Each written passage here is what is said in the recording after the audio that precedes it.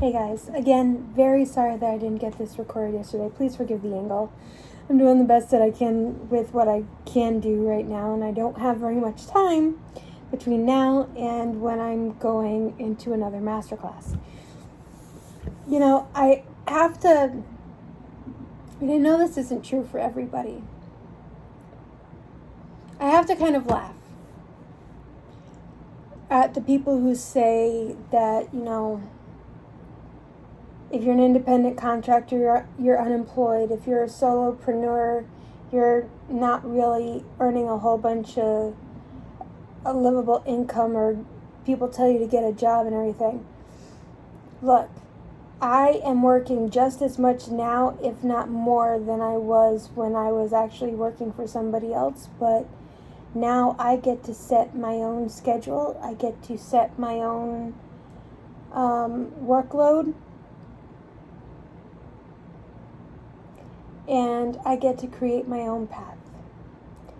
Does additional things come with it? Yeah, of course it does. There's extra worries and things of that nature. But each day I'm working, I'm getting jobs. Last week was a little slow, this week is not. So, yeah. All right. Enough blathering on about all that stuff. Let's get into the meat and potatoes of the video. So this is stemming from something I recently saw Leach say in a recent video she did. One that she was covering Paige Christie's video on Adam McIntyre, Jen Dent situation. Let me make this abundantly clear and preface this first though. Leach is not the only person that I've seen express this sentiment. Do not in any way, make, shape, or form think that I am attacking her. Do not go leave nasty comments in her comments. Everyone is allowed to feel the way that they do about the things that they do, but today I wanted to talk about the greater good theory. Typically, when you hear about the greater good theory, it's used more in the practice of policy. Think of it like the necessity of people to get vaccinations if they're going to school and things of that nature to maintain herd immunity, to keep preventable diseases at bay. Think of it as, those types of policies are what usually are fostered by the greater good theory. I've said a number of times on my channel, I know that people are becoming abundantly tired of hearing the word narcissist and people talking about it and the harm that is perpetuated by people who generally have this disorder. And I'm not vilifying every person with this disorder. I've seen there are those who are doing the work to heal or try to mitigate doing harm to others. I've mentioned one multiple times on my channel that I follow. I want to try to take you through a perspective that maybe not a lot of people may be realizing. I want to take you through my overarching experience living with someone who's like this. And I want you to take a moment and take yourself out of your lived experience and put yourself into mine. Okay? So from the time I was born until now, I want you to put yourself in the perspective of every single day. There is someone beating you down, telling you you're worthless, telling you you'll never amount to anything, telling you that everything that they either perpetuate on you directly or have allowed others to perpetuate onto you is either your fault or a figment of your imagination. that when you were, my mother herself, she kept trying to push me into things. And this is not to say that parents who, I live near the fire department. Parents who sign up their children for activities are doing this. Most are not. Right? But I equate my mother to the equivalence of a stage mom. Think Ruby Frankie, stage mom. Think Jojo Siwa's mom, stage mom. Think of Jeanette McCurdy's mom, stage mom. Macaulay Culkin's dad, stage dad. That's the kind of stage parent I'm talking about. And if she'd had her druthers and I not eventually said, I need to stop doing this and putting myself out there because I'm not doing well mentally. I didn't frame it this way to her, but I was finally an adult and she couldn't force me to do things against my will. If I hadn't done that, I probably would be in a much worse position today.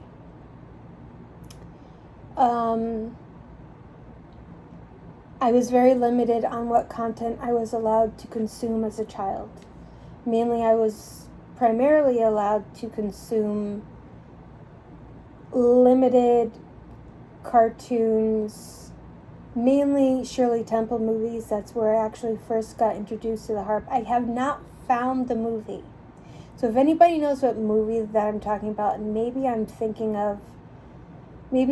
mixing up two movies together and that's why I'm not finding it, I don't know. But I distinctly remember in this movie, her character's mother was deceased and she envisioned her mother as an angel playing the harp. And it was a pedal harp. And as a little girl, I saw that and I'm like, I want to play that instrument. Which, given the fact that nothing else she was throwing me into was really sticking, of course, that was not a popular sentiment. I was not looked on positively, but she went to an event and happened to connect with the person who became my first harp teacher. The person who I will not name on my channel, but I can tell you that this person, anytime I made a mistake, even though I did literally practice until my fingers bled, and if my grandmother was still alive and consciously aware, which she definitely was not by the time that she passed due to dementia and Alzheimer's, she would tell you that I would practice for hours a day after I got home from school and literally practice until my fingers bled. Certain aspects of practicing the harp and playing the harp will cause things like water blisters on the fingers, especially the glissandos, which is the act of when you see a harpist start at a lower string or a higher string and then they run their fingers along the strings. That's called a glissando. And it can cause water blisters. And if you aren't popping them and protecting the spot where the blister formed after you pop it, sparing the details, you can develop a blood blister on top of it. And I did a few times. And if I popped it at home, I'd put a Band-Aid on. If I was wearing Band-Aids when I went to practice, or when I went to my lesson, I should say,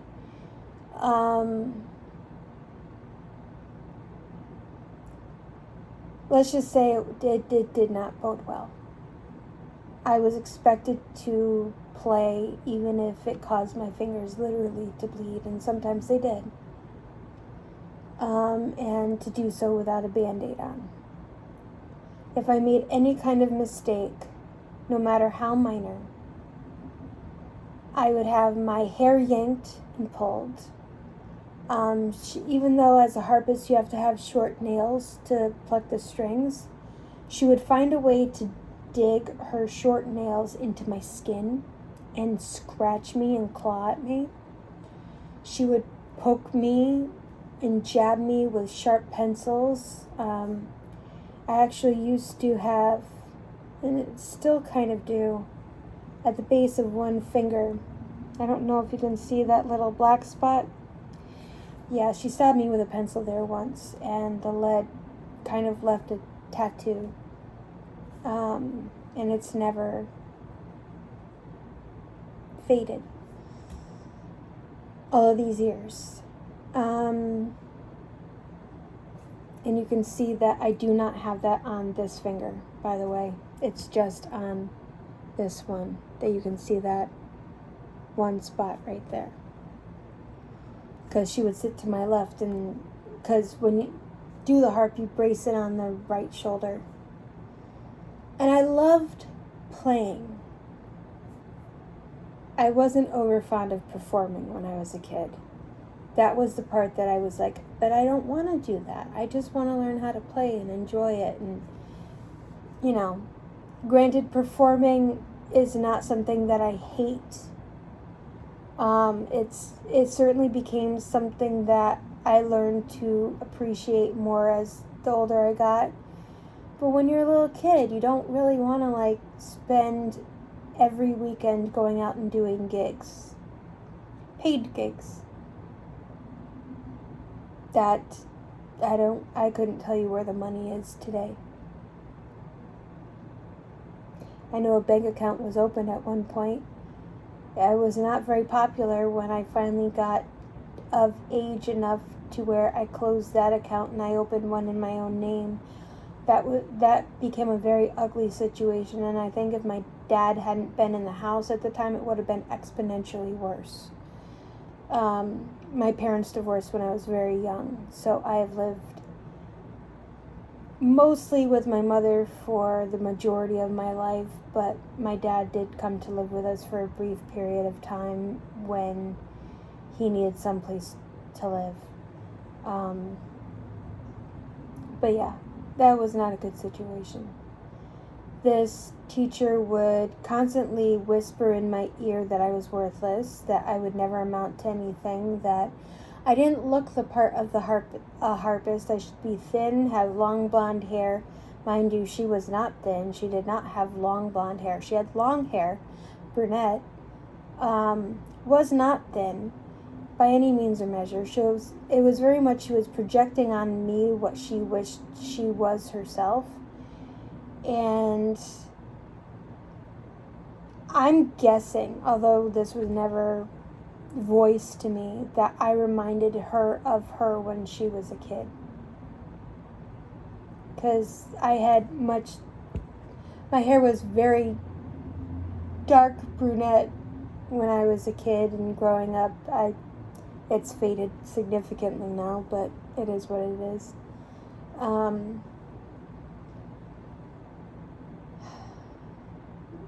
There was also, disbelieving me when I reported bad things were happening in other places, experiences I was having with people being inappropriate with me when I was underage, taking advantage of the fact that I had to put on a smile and they could take a picture with me, and taking opportunity to cop a feel and grope me. There were times that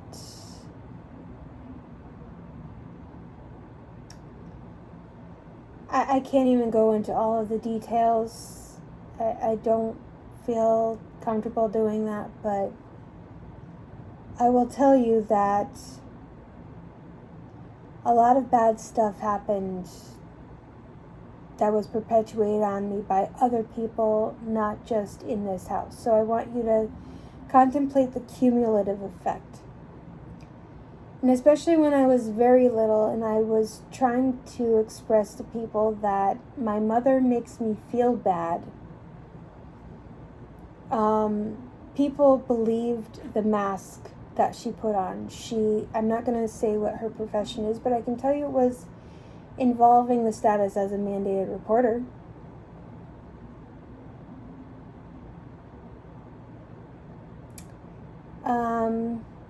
Yeah.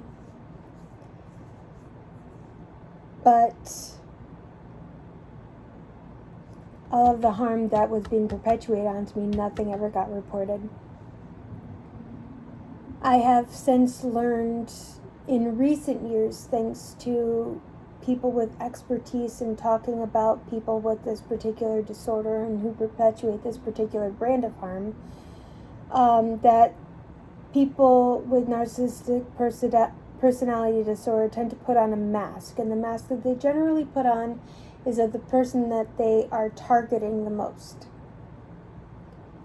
I've only, after becoming aware of that recently, been pegging when my mother is like taking on my personality as hers and presenting it either to other people or presenting it back to me. She's very manipulative. Things aren't always bad.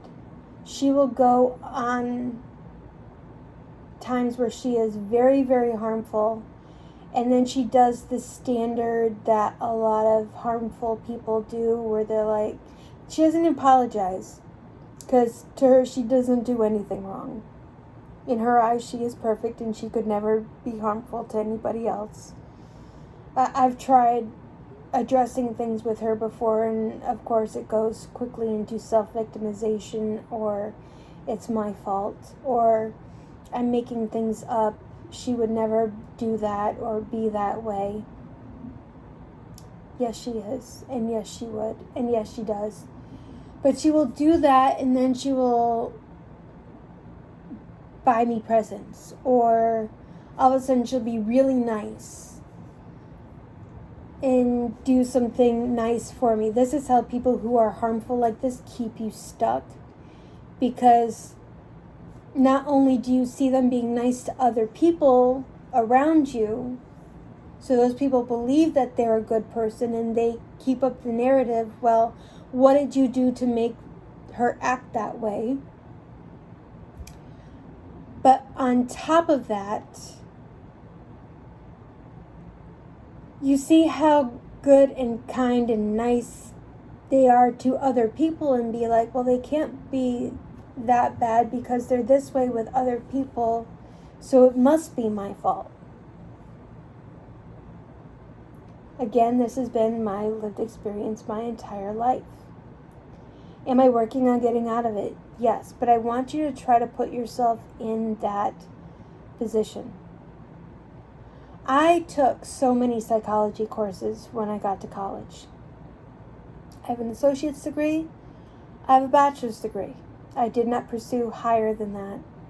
But in my associate's degree, I enrolled and took so many psychology courses because I was trying to find out what was wrong with me.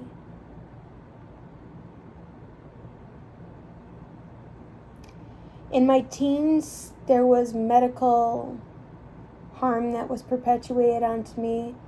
Even doctors tried suggesting that they were concerned she may have Munchausen's by proxy. At the time, I didn't think that there was any way that she could.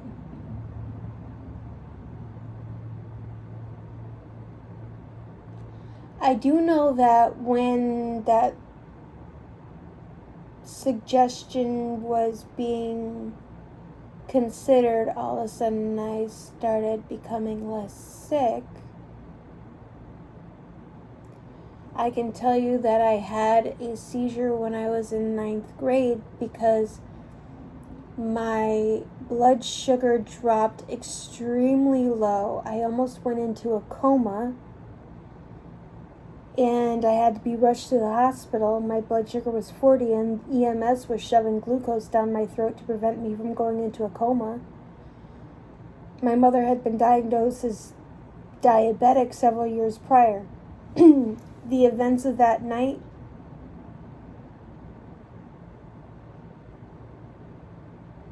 I couldn't tell you everything that happened. I don't know what happened. I do know when I woke up I was extremely groggy. I know that I was put on Depakote for 3.5 years because the neurologist that I was seeing as a pediatric neurologist kept coming up with excuse after excuse after excuse after excuse to not try and wean me off and see how I did. That medication caused severe memory loss, extreme weight gain. I gained over 200 pounds in a year. I did not used to be this heavy. Severe depression with ideation on a daily basis, multiple times a day. Starting up being a teenager and having self-esteem issues and all the hormonal changes and everything that come with it, and then having that further compounded by medical stuff. I know that it was claimed that there was a second seizure, although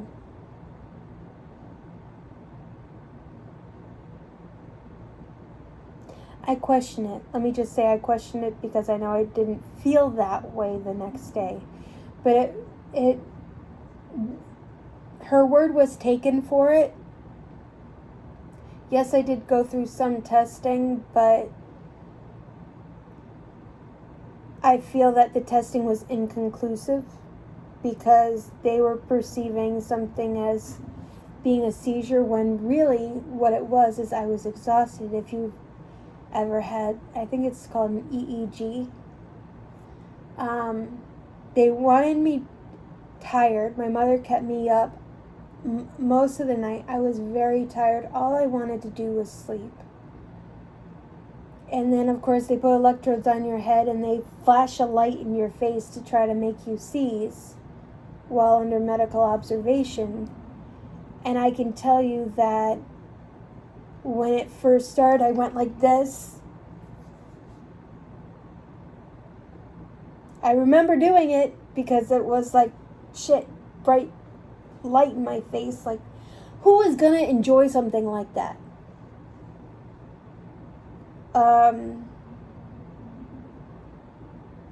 So I think they saw me like go like this and they were like, oh, she's seizing or something of that nature. I know I wasn't. I know it was just like I wasn't reacting well to the light. I know that the medical facility wanted me to stay in the hospital for a week so they could test me for hypoglycemia. She refused to let them do that. So you see, there's a lot of things there compounding when I became an adult, and it's like things eased up significantly in the physical department, but I'm still being mentally affected and breaking through harm and patterns that were ingrained in me since birth. I want you to put yourself in my shoes, not having any knowledge of narcissistic personality disorder, because even with all the psychology courses I took, one of them being abnormal psychology, that was the name of the course. I am not classifying these disorders or mental issues as abnormal. I want to make that very clear. That was the name of the course itself. When I took abnormal psychology, they talked about things like OCD. They talked about things like bipolar disorder. At no point did anybody talk about narcissistic personality disorder at all. So to go from birth to about 32 years of age, not knowing my mother had a personality disorder, suffering in silence, being gaslit not only by my mother, but by everyone around her, telling me that I was the problem because she said that I was the problem, so they were going to keep perpetuating that narrative. Whenever something went wrong, it was my fault. For 32 years on this earth,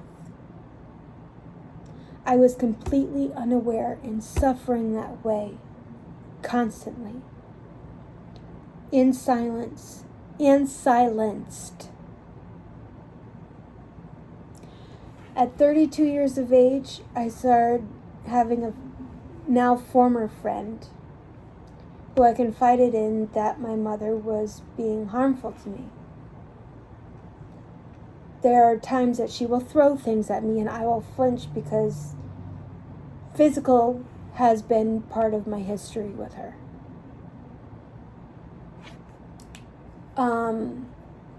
In a multitude of ways, some of which I'm not going to get into right now because it got really bad. I've mentioned before I have scars on my forehead and in my hairline Anyway, I've mentioned when I got bitten by a dog and how I was never taken to a medical facility. All of that. Broke my ankle when I was 13, and when I reported that I was in a lot of pain and I couldn't walk, I was called lazy. I was told I was ruining her shopping experience. She literally made me go to another store with her after I fell and my ankle got twisted and I knew something happened and it was bad. She made me go into the store. Thankfully, this particular store had exercise equipment right inside the door, so I was able to sit down. And I'm like, I'm just going to sit here and wait for you. And I had the cart.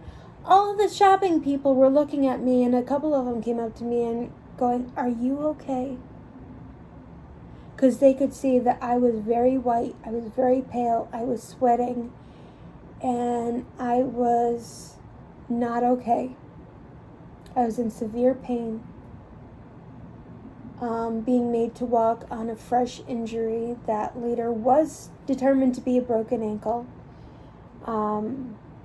But she wanted to go shopping and I was ruining her shopping experience, and I was clearly making it up because I was being lazy and I didn't want to go shopping because I'm not somebody who enjoys shopping.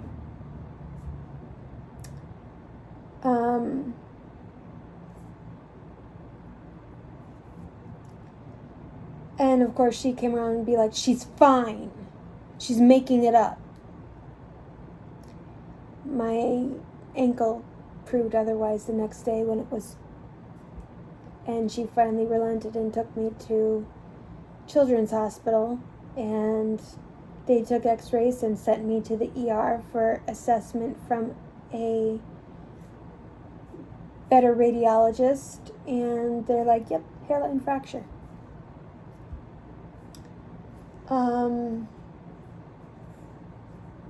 These are all cumulative things, not even getting into everything. My entire life has been one thing after another with her of harm. And when I finally reported to my friend at the time that this was going on, she's like, "Record her and send it to me." So we were over Facebook Messenger at the time, so I would record audio clips and send it to her when she was being extremely verbally harmful. And my friend did some research and she's like, "I think she has narcissistic personality disorder," sent me a couple articles on it, and I started doing research and investigating, and I went, "Oh my God, I think you're right." Fast forward a few years later, I was spiraling into a very, very, very severe depression. I finally reached out to mental health services and found a therapist, and I was very honest with the office, and I'm like, "I'm telling you right now, I've been putting mentally plans in place. I haven't bought anything, I haven't done anything to be self-injurious, but like, I picked out a date.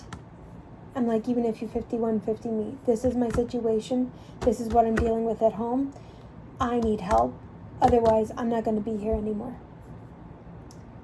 And I started on that cycle when the alarm went off on my phone sometime after that was the date that I had picked, and I was still here.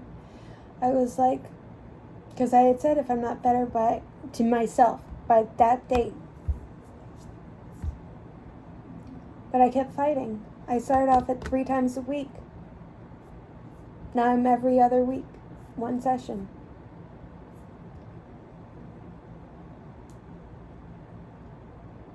A few years ago, when the talk of narcissism and narcissistic personality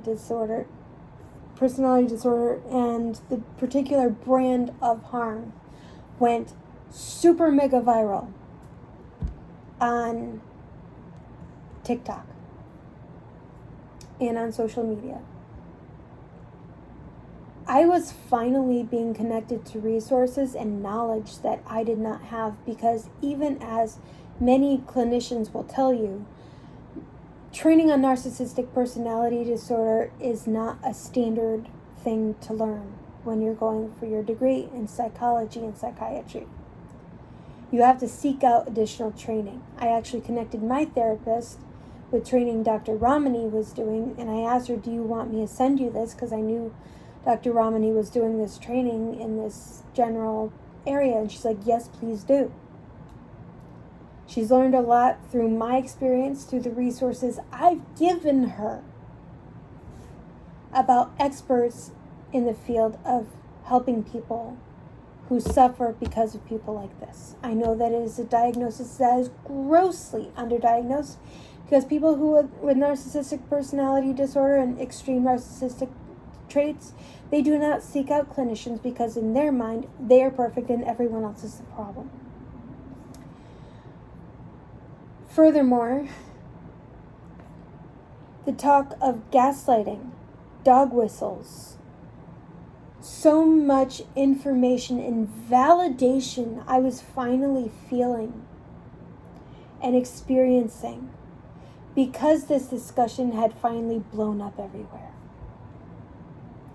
I see people now better able to spot and identify things such as gaslighting, things such as manipulation tactics, things such as propagandized manipulation, all of that kind of stuff, and actively calling people out for it in a much larger capacity than they ever have before, because this discussion blew up like it did. Because this information blew up like it did.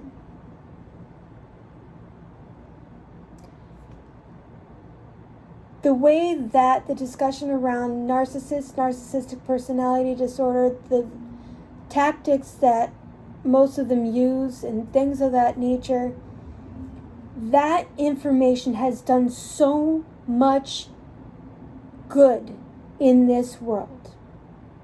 Not only because it has helped people like me who have been silenced their entire lives, or suffered in silence, or are possibly still suffering in silence, like I was doing up until I started posting every day and talking about my lived experience, that, or even before when I started getting help from a clinician, a therapist,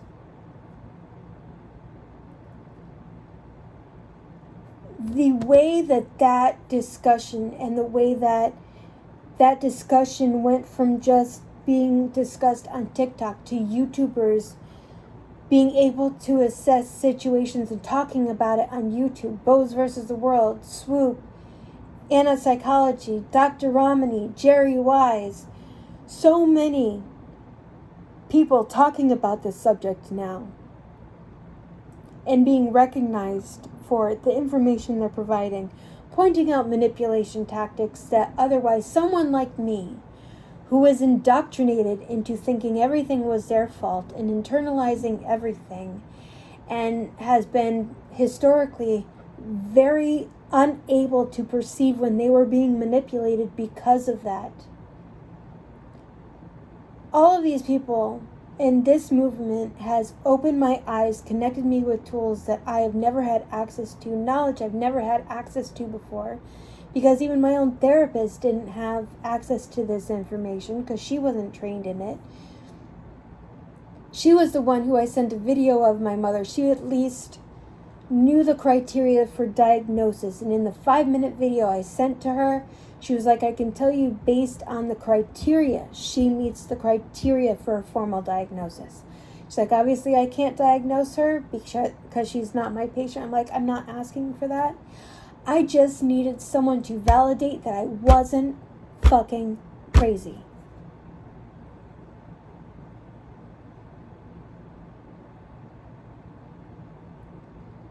So when I see people saying how tired they are of seeing people called narcissists or, things of that nature, and I would even say, I know she was talking about Gabby Hanna being diagnosed with ADHD. I will say Dr. Ramani recently did a video on ADHD versus narcissism. It's a worthy watch, and I will link it down in the description below. Go watch it because there is major differences between ADHD and narcissism. They can have overlapping criteria, but not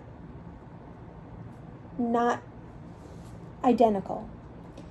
I do genuinely believe that Gabby Hanna is an to us, undiagnosed narcissist.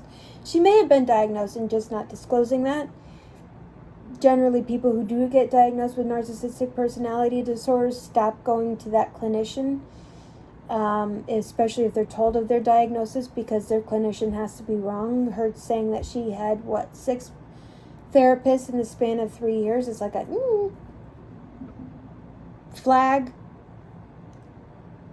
Thank you, Jen Dent, for addressing her narcissistic traits in the video that I saw of yours yesterday. Thank you, a registered nurse, somebody else who's been in the healthcare industry. Thank you for that. Someone else seeing it. I don't get on my soapbox to diagnose people. I don't get on my soapbox to cause harm to people or pretend that I'm a clinician when I'm not. I am not a clinician. Even if I was, I would not be allowed to diagnose people on the internet, especially people who are not my patients. I have to get off the video soon because I'm now on a camera. And I'm going into the masterclass. But I just wanted to, let me wrap this up real quick while the masterclass is just starting. When it comes to this movement, I encourage people to take the time to recognize the fact that there is a far greater good that has come from this discussion. There is a far greater good that has come from people being made aware of manipulation tactics these people use. There's a far greater good that has come from the awareness of this particular harm than there has been a detriment. Yes, there are people who are misusing terms. Yes, of course, there are people who are misusing the criteria in this discussion, and there are bad actors in every single community. It does not matter what community you're in or belong to. There's always people. But them misusing the terminology gives those of us who know better the opportunity to correct them. So please, even if it annoys you, even if you're bothered, even if you're tired, please, whenever you feel that way, take a moment to remember and think of people like me. Because I promise you there are millions of people like me who have suffered at the hands of these people in silence for a very long time, whose lives have been saved because of this. Take care, guys. Bye for now.